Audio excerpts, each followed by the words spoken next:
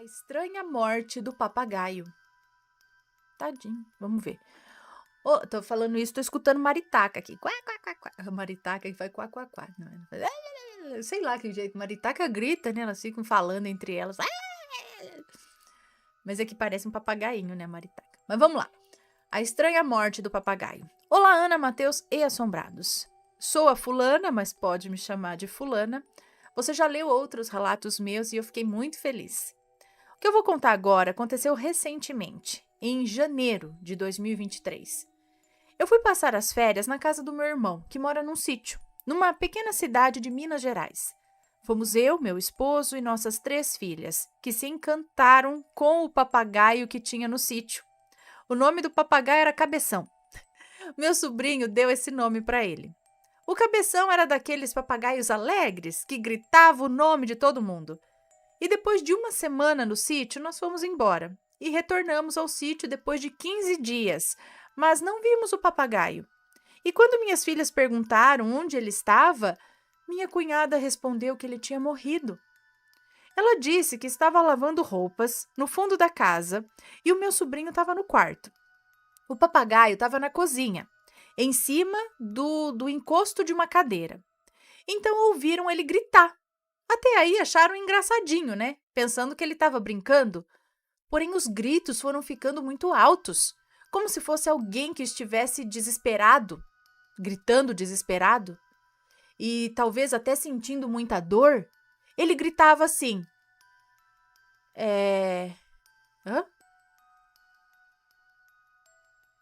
Não, ela só colocou assim, ele gritava assim, 2 pontos, não sei como, não tem nada. Então o meu sobrinho foi correndo até a cozinha e o papagaio estava caído no chão, morto. Foi estranho, porque ele estava bem, ele não aparentava estar doente.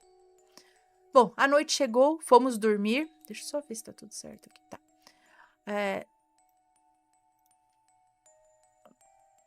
Tá, tá certo.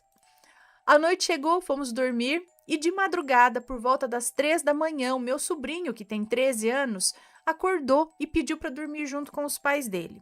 Ele parecia estar com muito medo. Na manhã seguinte, perguntei a ele o que aconteceu de madrugada, que o deixou com tanto medo. Ele disse que teve um sonho muito real. Parecia ter acordado ouvindo o papagaio batendo as asas, voando pela casa. Então ele se levantou para ver e viu o papagaio como se fosse um fantoche, controlado por alguém, vindo até ele, mas aparentava estar morto. As penas já não eram mais verdes, eram cinza, e o bico era branco. Então o papagaio começou a gritar da mesma maneira de quando tinha morrido e começou a se contorcer, como se estivesse sendo estrangulado. Ele ficou com muito medo disso, desse sonho, né? E pensativo também sobre o que pode ter acontecido que causou a morte repentina e estranha do papagaio. E você, Ana, o que acha?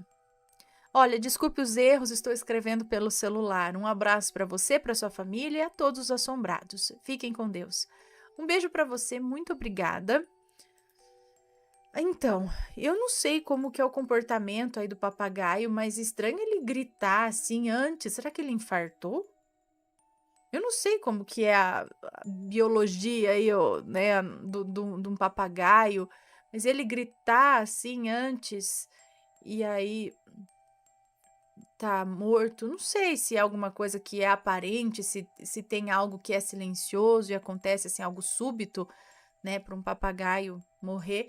E o sonho dele, será que porque ele ficou impressionado com a morte repentina do papagaio?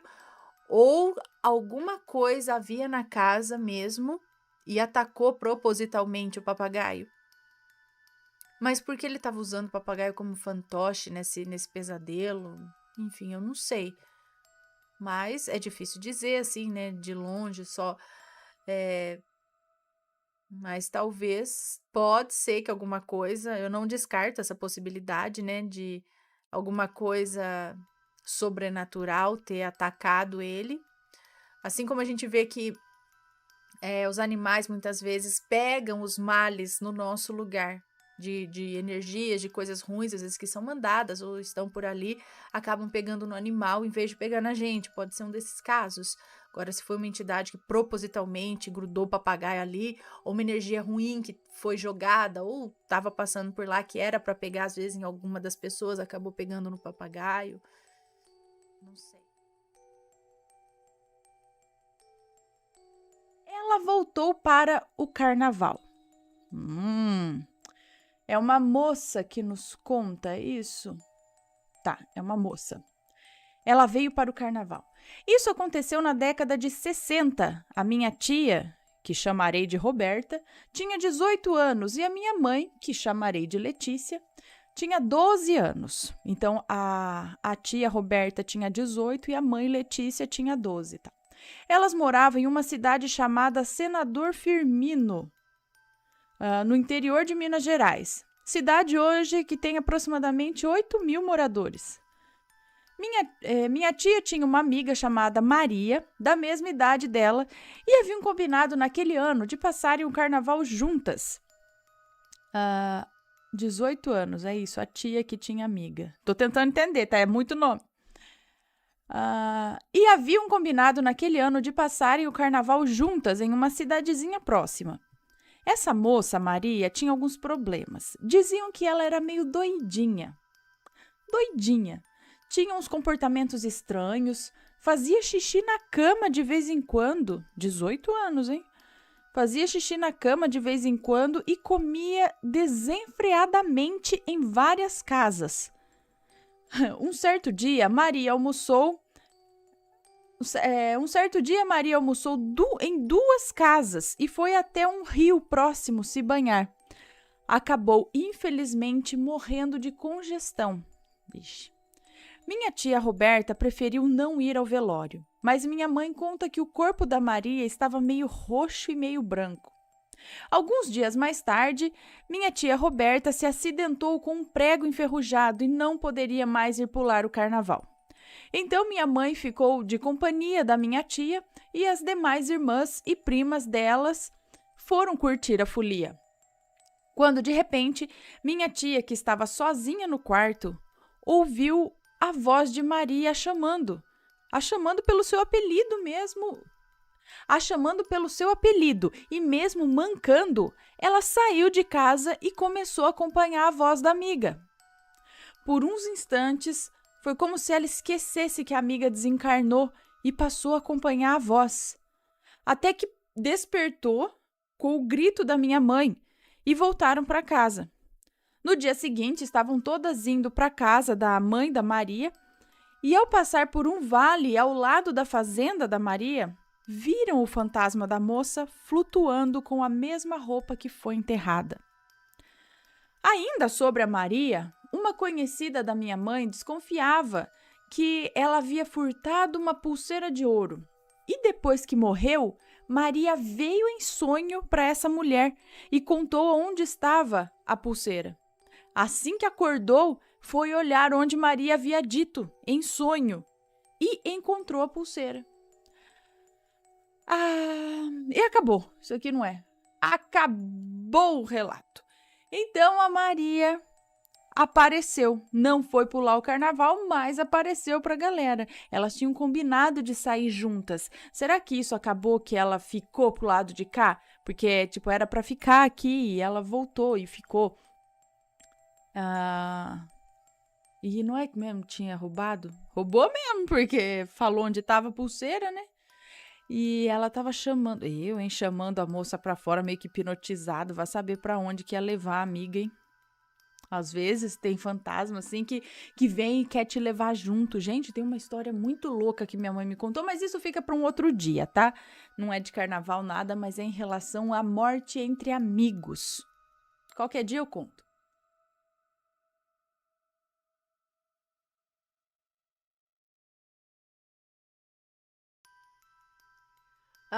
Vamos com mais um relato? Vamos lá. Deixa eu ler este daqui, ó. Meu pai de outra dimensão? Olha lá. Olá, Anne e Assombrados. Hoje eu vou contar uma experiência que aconteceu comigo e que me deixa intrigada até hoje. Bom, o ano era 2019, eu estava naquela época de cursinho pré-vestibular. Eu ficava a tarde toda sozinha. E quando era por volta das 5 da tarde, eu começava a me arrumar para ir para o meu cursinho.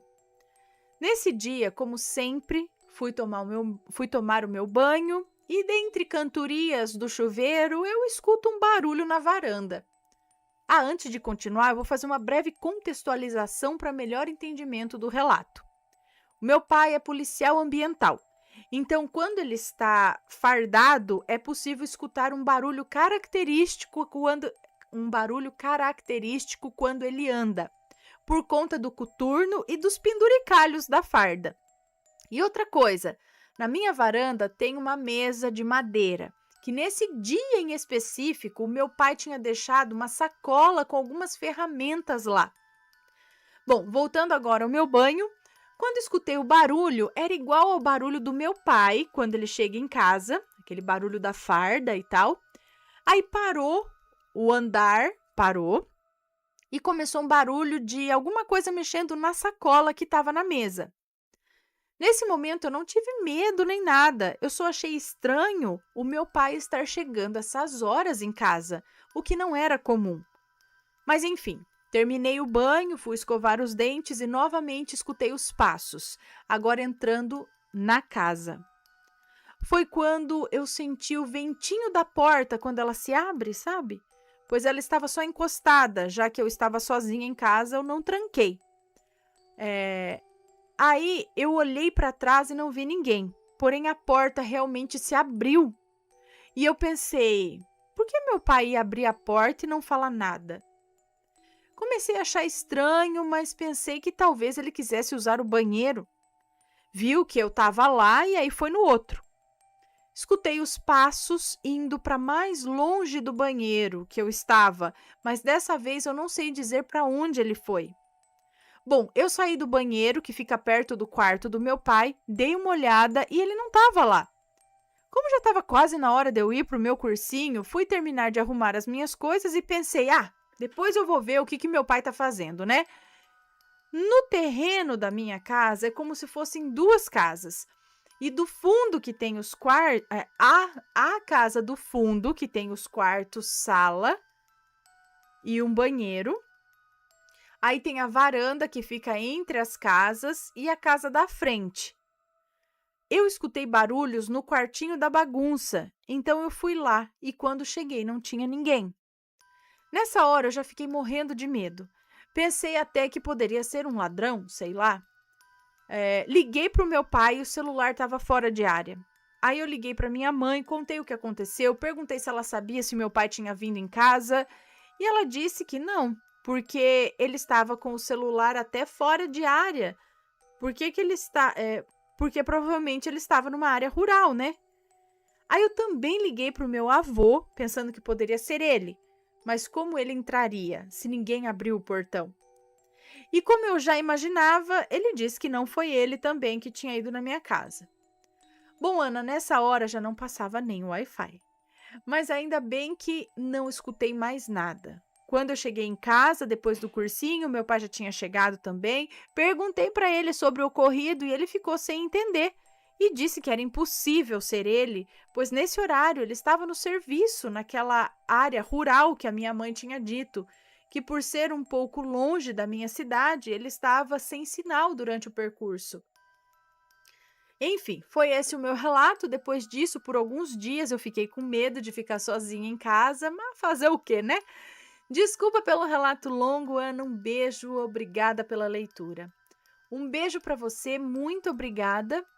Então, mais uma ação cotidiana aí de alguém, da cópia de alguém. Será que era outra dimensão mesmo? O pai de outra dimensão?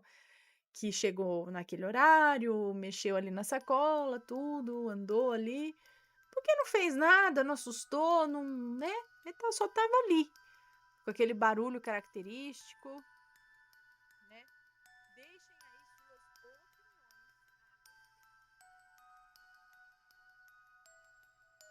As luzes no céu e a casa pegando fogo.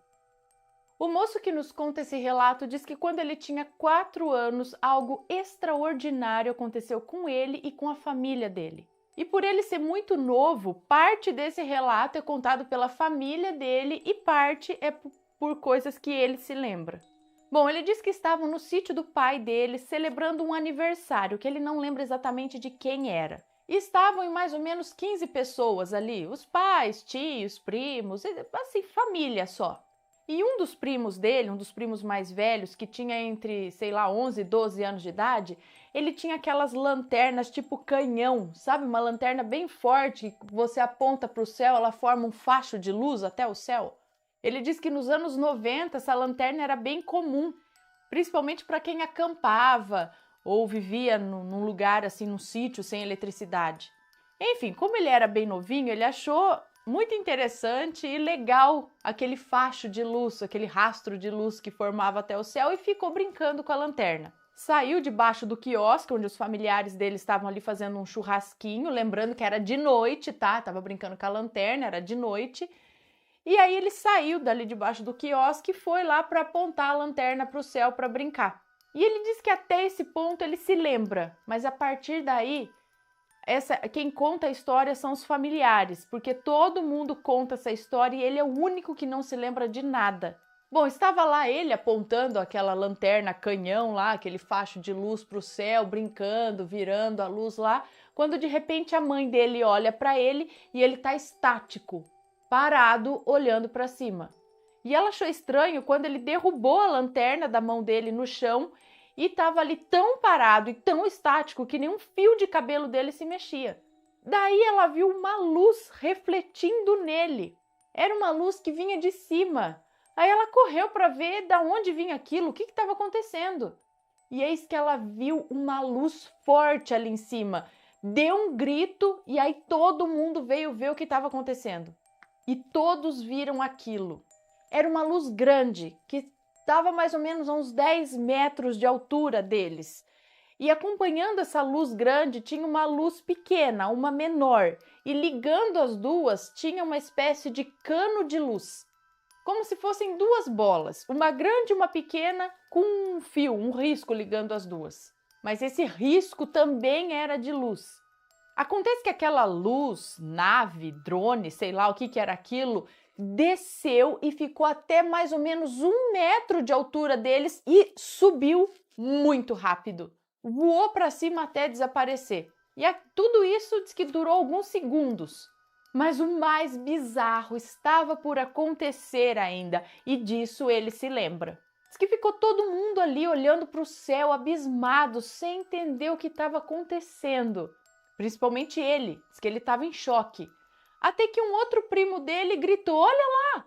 E apontou para uma bola de fogo que estava cruzando o céu. Ela cruzava o céu lentamente. Eles acharam estranho, porque se fosse um cometa, cruzaria rápido. Mas essa bola de fogo, ela durou de 10 a 15 minutos para cruzar o céu todo até sumir no horizonte. E diz que era exatamente isso, uma bola de fogo. Não tinha rastro, nada. Era uma bola enorme pegando fogo. Muito estranho. Bom, poderia terminar o relato aqui, mas não, porque é agora que a coisa fica muito, muito bizarra. Ele diz que tem até dificuldade de contar essa parte, porque foi a coisa mais medonha que aconteceu até agora. Bom, eles eram crianças, tinham acabado de presenciar o inexplicável. Viram uma luz descer no céu e subir e sumir. Menos ele não lembra dessa parte. E logo depois uma bola de fogo cruzar o céu lentamente até sumir na linha do horizonte, ok? Ele conta que o sítio do pai dele no Rio Grande do Sul ficava no alto de uma colina, de onde dava para ver a cidade onde eles moravam. Era perto. Então, onde a bola de fogo sumiu no horizonte, em direção onde ficava a cidade, eles viram ali uma casa pegando fogo. Mas eles não viram essa bola cair, eles só viram ela cruzar o céu. E essa casa queimava em labaredas altas, saindo chamas imensas pelas portas e janelas da casa, dava para ver. Como ele disse, eram crianças e eles já tinham visto a coisa mais louca do mundo. Então eles ficaram em êxtase e eles queriam de todo jeito ir para lá para ver essa casa pegando fogo. Diz que incomodaram tanto os pais dele que a mãe dele decidiu catar o carro e ir até lá para ver. Aí eles olharam bem para ver qual era a casa, onde que era essa casa que estava pegando fogo, porque diz que a cidade é bem pequena, então não é difícil localizar ali onde eles estavam vendo. E saíram de carro em direção a esse local. Chegando na cidade, não viram mais fumaça de incêndio, nem barulho de carro de bombeiro, nem comoção da população.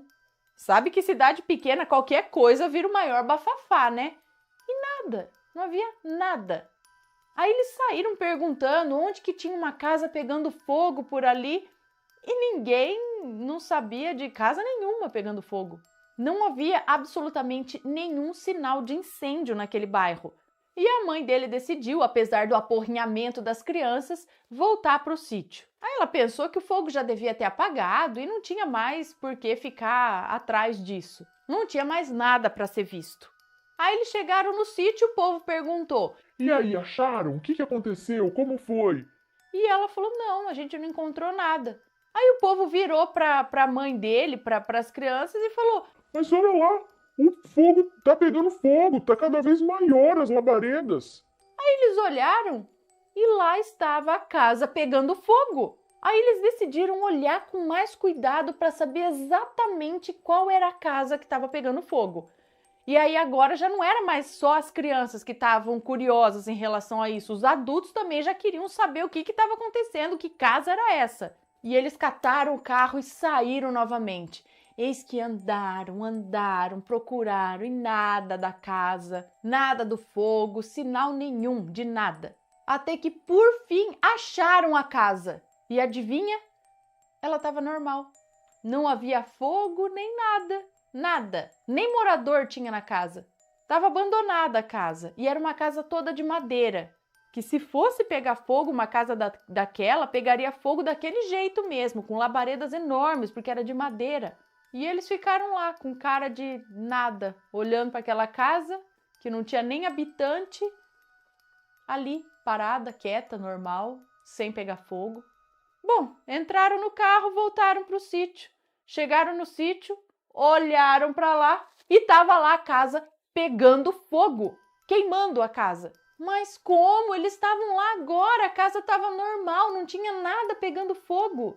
Acontece que nunca houve fogo lá, nem antes nem depois dessa visão. Acontece que essa casa pegou fogo a noite inteira, pelo menos para eles ali, né?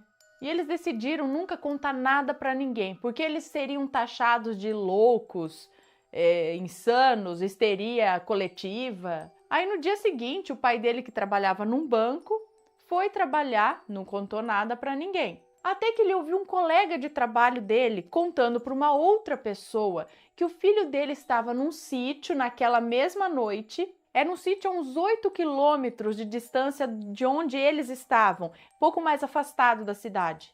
E ele viu uma luz descer do céu até acima do filho dele e dos amigos.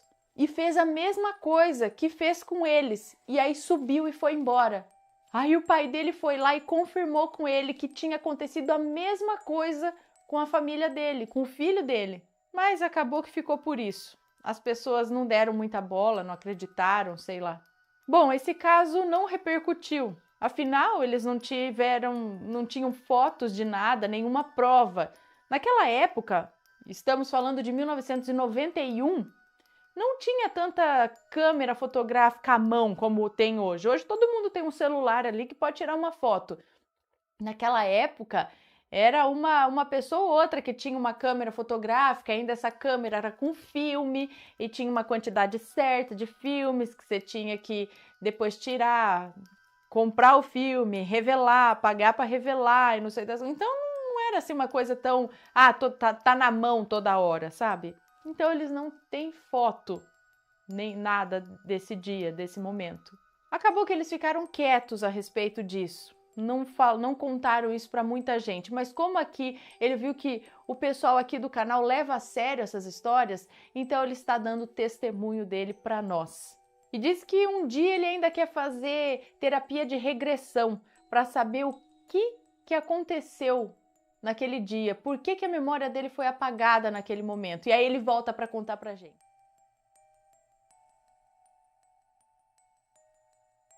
Cuidado, olha lá. Cuidado com o ego do eu quero, eu posso, eu vou ter. Não mexa com o que não conhece. Você pode pagar um preço muito alto. Isso tudo é o título do relato, hein, filho? Tá, vamos ver. Oi, Ana, hoje eu vim trazer o meu relato. É uma moça que nos conta. E que sirva de alerta para quem deseja mexer com o que não conhece. Não contém nomes no relato e se tiver, são todos fictícios. Eu te adoro, Aninha. Um beijo, obrigada. Acompanho seu canal há anos, mas só tive coragem de vir contar o meu relato aqui agora, eu acho, né? Bom, o ano era 2019 e eu tinha os meus 14 anos. Comecei a conversa com esse rapaz, que já era bem mais velho. Marcamos de nos encontrarmos e não rolou nada. Depois disso, ele não falou mais comigo. Não mandou mensagem e eu também não mandei. Mas eu queria entender o porquê. Será que ele não gostou de mim? Será que foi ruim? Eu não aceitava a hipótese dele não ter vindo atrás de mim, entendeu? Como todos os outros,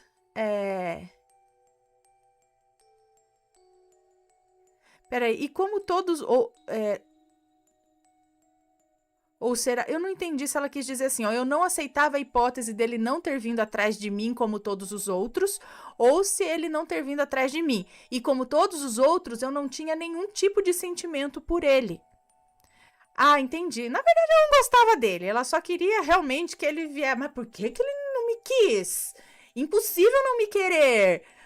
Fiquei brava por ele não me querer. Mas que eu gosto dele mesmo, não gosto. Eu só queria que ele me quisesse. Né? É isso que ela tá falando, ó.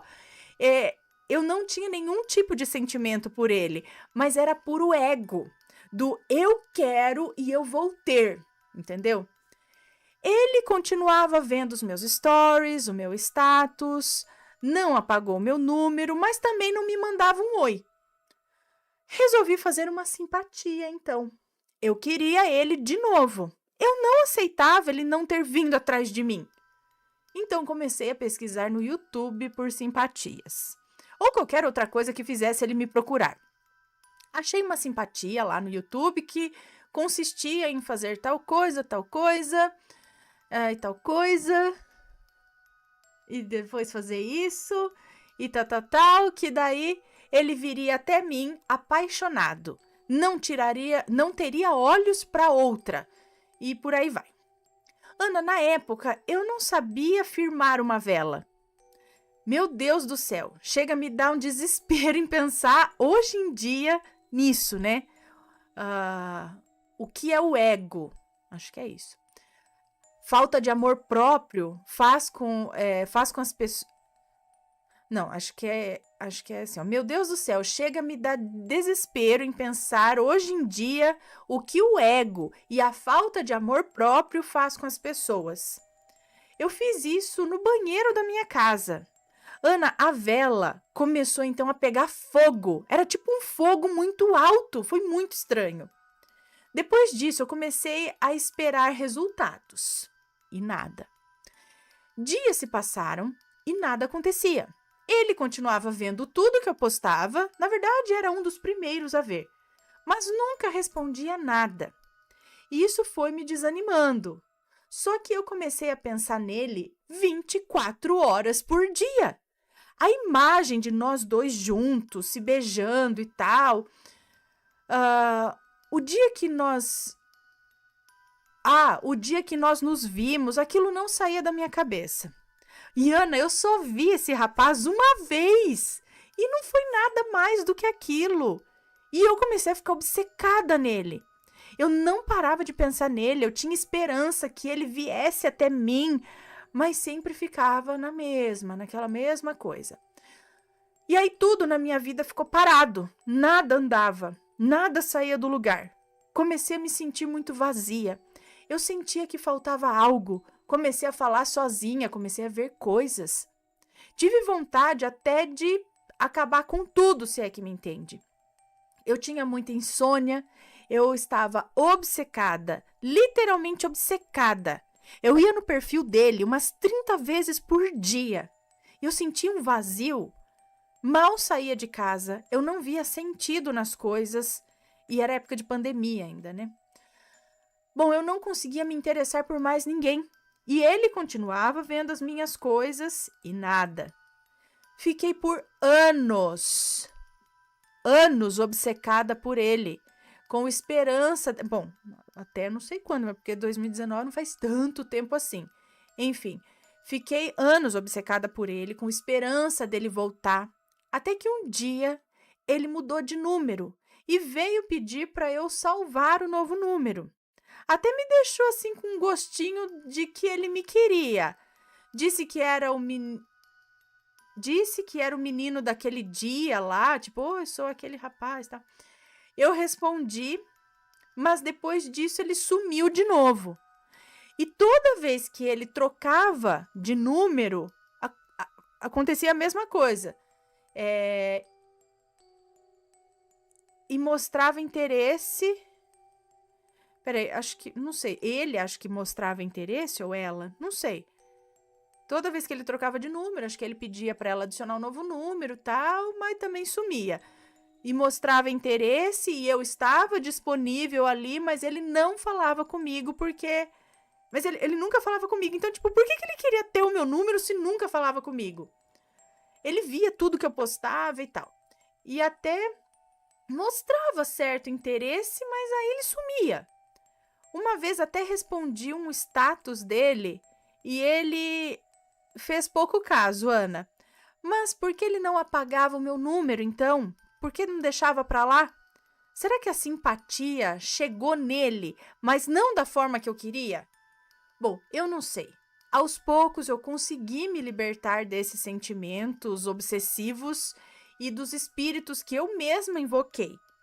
Hoje eu sou um bandista e entendo que não dá para mexer com o desconhecido, principalmente quando você não sabe com o que você está mexendo, né? E que até uma simples magia, uma simples simpatia pode ser pior do que uma amarração. Eu tomei muitos passes, precisei de muita reza para me libertar disso.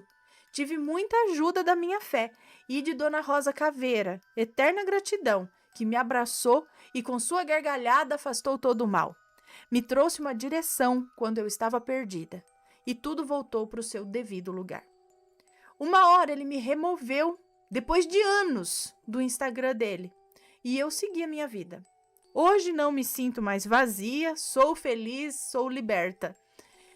E encontrei um rapaz que me apaixono cada dia mais, que me trata com prioridade, cuida tão bem de mim e que as moças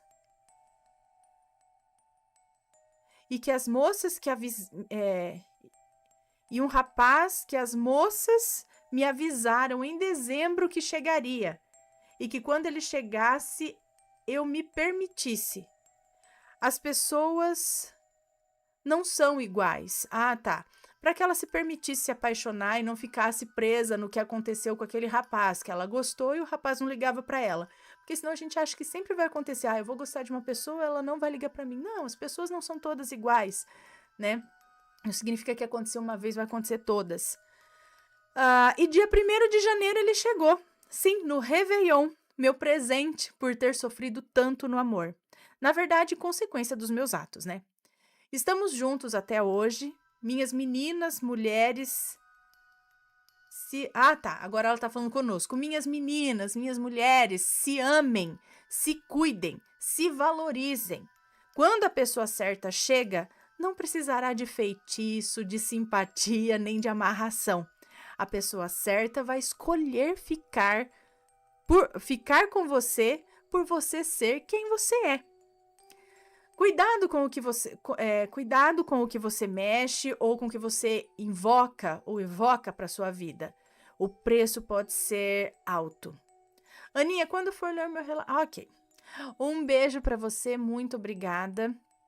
Sim, deve-se tomar muito cuidado. Então, quando mexe com o livre-arbítrio de outra pessoa, né? Também, que esse negócio do ego, eu quero, eu posso, eu vou ter, principalmente, assim, em relação a outra pessoa, né? Eu quero ele, eu vou ter ele, não aceito, nem gosto dele, mas eu quero ele. Ele tem que me querer, entendeu? O que parece aqui é que o feitiço virou contra o feiticeiro. O que ela queria que ele sentisse e fizesse por ela estava sentindo e fazendo por ele. Sendo que ela não gostava dele. E aí, de repente, depois da simpatia, ela que ficou obcecada, ela que passou a stalkear, a querer ele e ele, né? Então, parece que o negócio virou o contrário. Muito cuidado com isso, né, gente?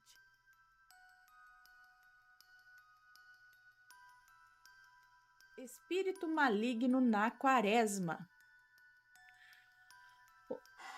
Oi, Ana, tudo bem? Meu nome é Fulana. Primeiramente, estou aguardando o encontro de vocês com os seguidores. Também sou de Rio Preto e adoraria ir.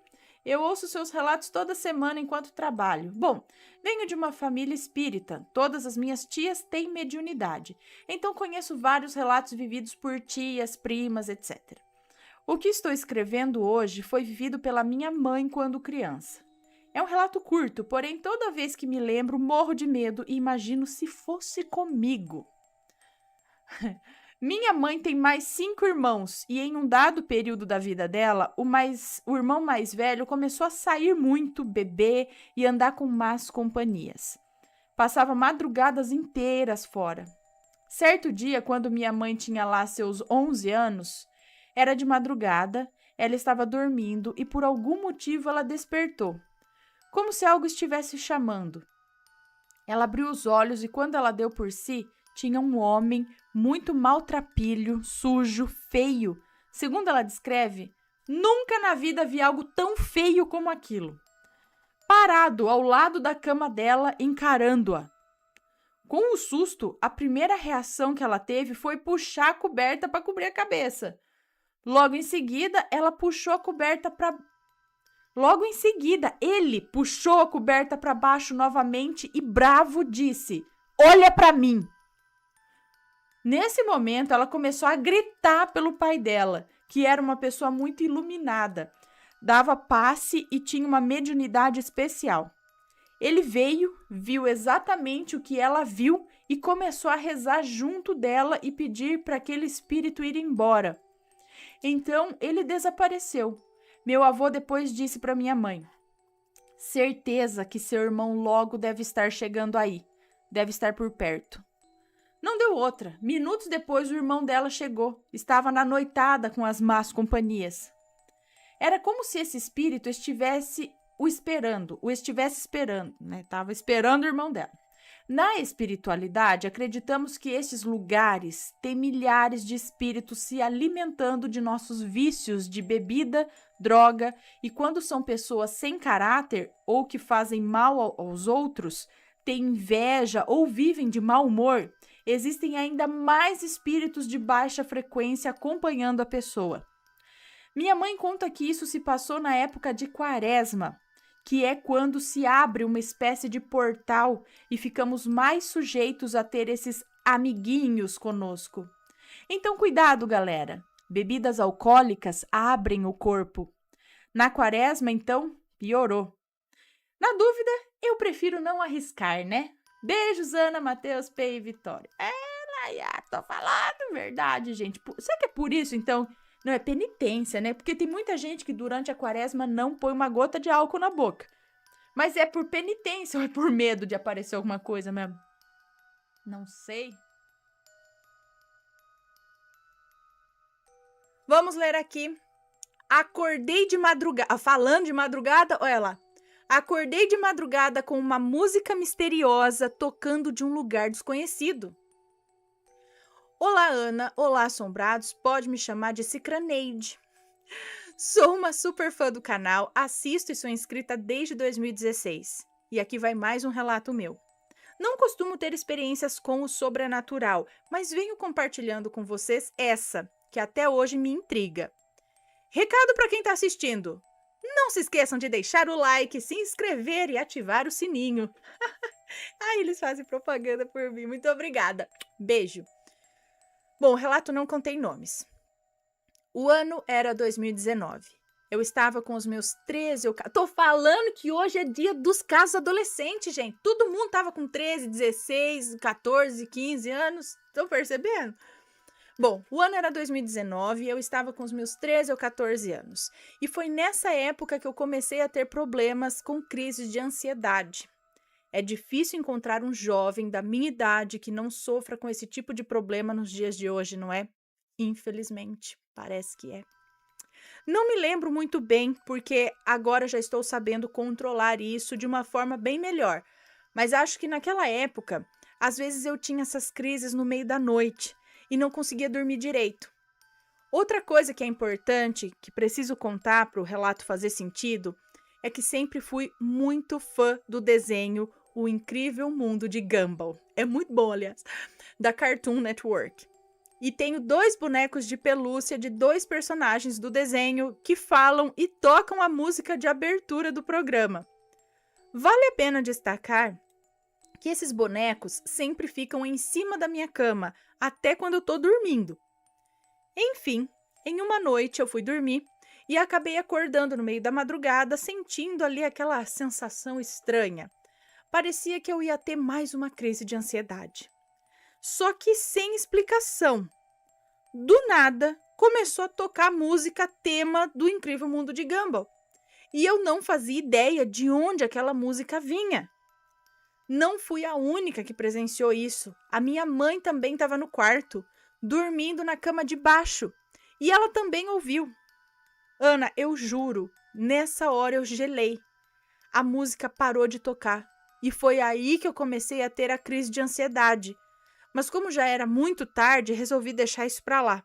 Me acalmei e consegui dormir de novo.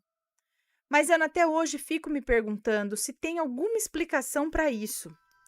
Pensei se a música não veio de um dos bonecos de pelúcia, o que eu já mencionei aqui, porque eu poderia ter esbarrado neles enquanto eu me virava na cama e disparado o botão da música.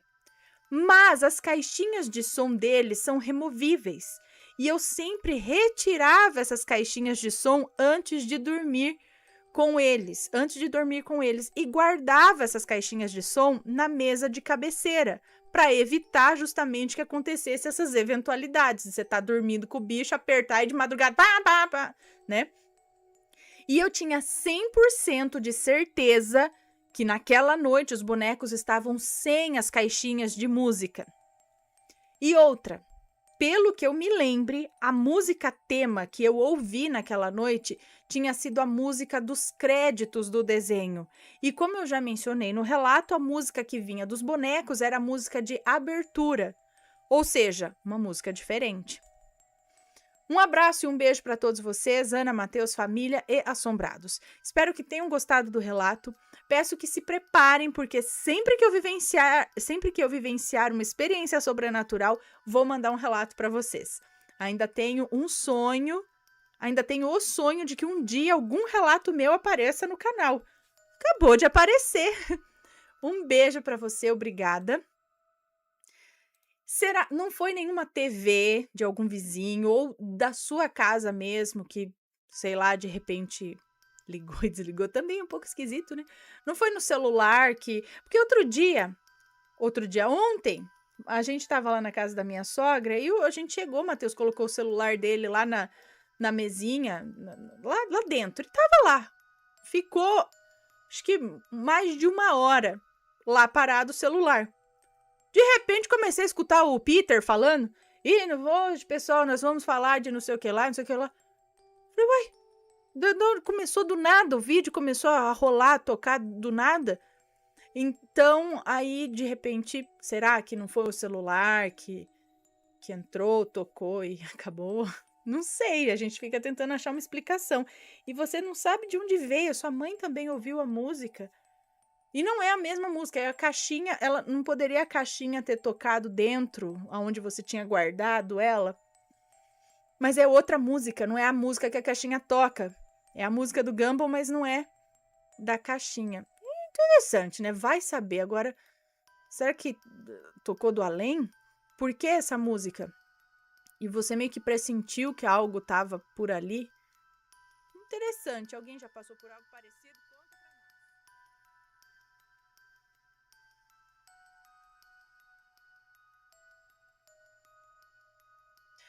Vamos ver este relato aqui. O cheiro da morte e a sua cor. Olá, Ana. Olá, assombrados. Ana, eu fiquei muito feliz ao ver o meu relato sendo contado no canal. Ah, que legal, os três homenzinhos. E sobre o mesmo, vocês queriam saber como eles eram, os homenzinhos? Então, eles mediam aproximadamente 80 centímetros para menos. Não usavam roupas, apenas um chapéu. Era tipo pelado os homenzinhos? Tinha. Eles não usavam roupas, apenas um chapéu. You can leave your head on. O chapéu era tipo uma boina, mas sem o bico, na cor vermelha. E eles eram negros, os homenzinhos. Eles tinham as duas pernas, tá? Ah, porque ele usava uma boina vermelha, mas eles tinham as duas pernas. Então não era o Saci. Era o... Tem um nome. Enfim, esqueci agora. No meu último relato, você não quis falar o meu nome fictício. Hoje você pode me chamar de a filha do pastor. Ok. Todos os nomes já estão trocados. Beleza. Então vamos ver aqui o cheiro da morte e suas cores. Eu cresci em um lar cristão, mas respeito todas as religiões. Desde criança, eu já me sentia diferente. Eu via muitos vultos, sombras, eu tinha premonição e intuição fortíssimos. Sem falar que aos 16 anos eu comecei a sentir o cheiro da morte e ver a sua cor. Ai, credo. Essas coisas sempre foram um peso para mim, imagino, pois eu vivia assustada, com medo de ficar sozinha e sempre me sentindo observada. Era final de um dia chuvoso e, como de costume, em dias assim, a minha mãe sempre fazia sopa para o jantar. Naquele dia, faltavam alguns ingredientes e ela me pediu para que fosse ao mercado comprar. Peguei a bicicleta do meu pai e fui. Na volta do mercado, já próximo de casa, eu vi o João, um grande amigo dos meus pais, e reparei que a cor de sua pele estava diferente. Chegando em casa, a primeira coisa que eu comentei com a minha mãe foi sobre a cor do João. Ela me respondeu, falando que deveria ser por causa da luz do poste, ou ele estava sujo e eu não percebi por passar rápido com a bicicleta. Bom, passaram-se ali uns 5 minutos e o João chegou lá em casa, querendo falar com meu pai, sobre um serviço para o dia seguinte. Enquanto o João conversava com meu pai lá na sala, eu fui conferir se ele estava sujo, como a minha mãe havia falado. E não estava sujo. A pele dele estava de outra cor, estava cinza. Como o João ficou muito tempo conversando sobre o serviço com meu pai, a sopa ficou pronta e minha mãe o convidou para jantar e ele aceitou. Então, senti um cheiro diferente quando o João entrou na cozinha. Ana e assombrados, o cheiro é único. Não tem nada a se comparar. Eu o olhava muito. Eu estava tentando entender o que eu via, querendo falar do cheiro que eu sentia, pois era muito forte. O João então jantou, conversou mais um pouco e foi embora. Falei com os meus pais sobre a cor que eu estava vendo no João e do cheiro forte, mas eles não viram nada de diferente e nem sentiram cheiro algum nele, nem de perfume. No dia seguinte, no final da tarde, recebemos a notícia de que o João havia falecido em um acidente de carro. Passaram-se alguns meses. Minha mãe tinha uma amiga que vendia cheiro verde de porta em porta com o esposo e eles passaram lá em casa, como de costume, porque minha mãe comprava com eles toda semana. Eu estava na cozinha lavando a louça e ouvi a minha mãe me chamando para levar o dinheiro que estava em cima da geladeira, pois precisava pagar o cheiro verde lá. Antes de chegar na varanda, já senti aquele cheiro forte e único que eu senti no João. Chegando na varanda, eu vi a minha mãe, a amiga dela, Maria, e o seu esposo, José. José estava com a cor da pele bem cinza e amarela. E aquele cheiro único, bem forte, tomava o lugar. Minha mãe pagou os cheiros verdes, pagou mais um pouco. Ela pagou e pegou mais um pouco e eles foram embora. Quando eles saíram, eu falei com a minha mãe do ocorrido e do cheiro que eu sentia e da cor da pele do José. Porém, dessa vez era uma mistura de cinza e amarelo. Passaram-se algumas horas e recebemos a notícia de que José, o marido de Maria, havia passado mal, sentido fortes dores no peito e faleceu. Depois ficamos sabendo que tinha sido um ataque cardíaco fulminante. Essas foram as 2 primeiras vezes que eu vi e continuei vendo desde então. E já se passaram 15 anos e hoje eu sei o cheiro da morte e suas cores. Sei também, dependendo da cor e da intensidade do tom, se está perto a sua partida. Os meus amigos e familiares sabem do meu dom, mas quando eu vejo uma pessoa marcada com a cor da morte, eu nunca tenho coragem de dizer à pessoa que o seu fim está próximo. A única vez que eu falei algo a respeito foi quando eu entrei em um Uber. Eu vi o motorista marcado com a cor e o cheiro da morte. E uma voz não parava de falar na minha cabeça. Ele tem pouco tempo. Fala, fala. Quando cheguei no meu destino, eu perguntei a ele se eu poderia falar algo. E ele disse que sim. Eu falei que poderia ser loucura da minha cabeça, mas que era para ele aproveitar o máximo possível dos seus dias. E se ele tivesse filhos, para passar mais tempo com eles. Se tivesse também rancores, para ele liberar o perdão. Ele só me olhou e agradeceu. E essa foi a única vez que eu abri a minha boca depois de muito tempo para alertar alguém.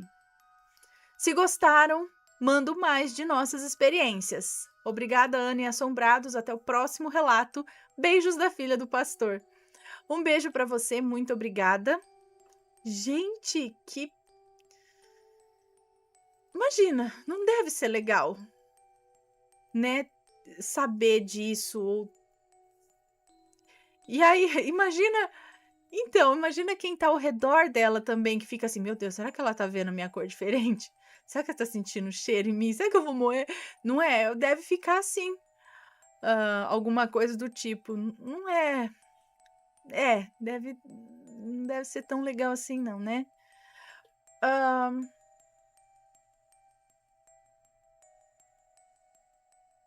Será que foi o meu avô? Vamos ver. Olá, Ana. Olá, Assombrados. Me chamo Fulana, mas pode me chamar de Fulana, pois sei que você gosta. Tenho algumas histórias. Tenho algumas histórias para contar e aos poucos eu vou te enviando. Um grande beijo para você, para o Matheus e para os bebês e doguinhos. Vamos lá para a história. E se tiver algum nome, estará trocado. Assim como locais também. Bom, meu avô materno sempre falava que só queria morrer em dia de festa, que não queria ninguém chorando ou fazendo escândalo no seu velório. Ele não foi o melhor marido nem o melhor pai do mundo. Ele bebia muito e brigava com todo mundo em casa. Achava que colocar comida na mesa e pagar as contas era o suficiente para ser um pai e um marido. Mas quando se tornou avô, ele mudou muito. Fazia de tudo pelos netos. Comprava doces, levava para passear, brincava de construir cabana com os lençóis limpos da minha avó, fazia guerra de bolinha de papel rasgando as revistas da Avon que a minha avó vendia. Ele pegava sapo cururu e me dava para que eu fizesse medo à minha mãe, já que ela morre de medo de sapo. Enfim, eu só tenho lembranças boas e alegres dele. Em 2002, meu avô ficou doente. Teve que passar um tempo internado. Mas, infelizmente, no dia 30 de novembro de 2002, ele faleceu. E adivinha em qual dia ele se foi? Isso mesmo, no meu aniversário de 8 anos. Imagina só, Ana, tudo pronto para a festa. Minha família não tinha clima nenhum para festejar. Mas como ele sempre falava que não queria ninguém chorando, que ele queria a festa aconteceu. E isso futuramente iria virar um certo costume. Minha avó mandava celebrar uma missa no nome dele e quando chegávamos em casa, eu tinha minha festa. Alguns dias após a morte do meu avô, aconteceu algo no mínimo curioso na minha casa, que até hoje não temos explicação. E se isso já aconteceu com alguém, por favor, me expliquem. Era uma manhã de domingo, todos estavam acordados, meu pai assistindo TV e minha mãe tomando café da manhã na cozinha. Eu acordei e fui ao banheiro, que fica entre a sala e a cozinha. Assim que entrei no banheiro e acendi a luz, a lâmpada deu um clarão, como se fosse um raio forte e caiu no chão. E foi quicando até o meio da cozinha. Eu até esqueci que eu ia fazer xixi. Meu pai pegou a lâmpada na cozinha e ela estava quente, mas estava intacta. Ele colocou de volta no banheiro e ela acendeu normalmente. Ana, era 2002. A lâmpada era daquelas de vidro frágil, que quebrava com qualquer impacto. Como uma lâmpada dessas cai no chão, da altura do teto, né? Como que cai no chão, quica e não quebra? Até hoje isso me deixa curiosa. É isso, muito obrigada por contar o meu relato. Esse foi o primeiro contato com o sobrenatural que eu me lembro. Teve algumas coisas que aconteceram antes, mas eu tenho que perguntar para os meus pais. Um beijo para você, muito obrigada, e realmente muito estranho. Porque às vezes quando a lâmpada vai queimar, ela faz isso mesmo, ela aumenta a luz e pá! Só que daí ela dá aquele estourinho e queima. Aconteceu esses dias aí. Agora, ela fazer aumentar a luz aí cair, porque ela é rosqueada. Se ela estava lá o tempo todo rosqueada, por que ela ia cair? Aumentar a luz, cair, quicar, realmente é muito estranho. A lâmpada é um vidro fininho. A lâmpada quicar e não quebrar e tá funcionando normal a hora que volta a colocar? Estranho, será que realmente era alguma coisa querendo que tirou a hora que a energia fez assim, né? A luz foi porque algum espírito se aproximou dela para fazer com que ela... Mas para quê? Será? Será que queria chamar atenção de alguma forma para alguma coisa? Pode ser. Está gostando dos relatos no Reverso Assombrado? Então não se esqueça de deixar o seu like. E é claro, se ainda não for inscrito, se inscreva.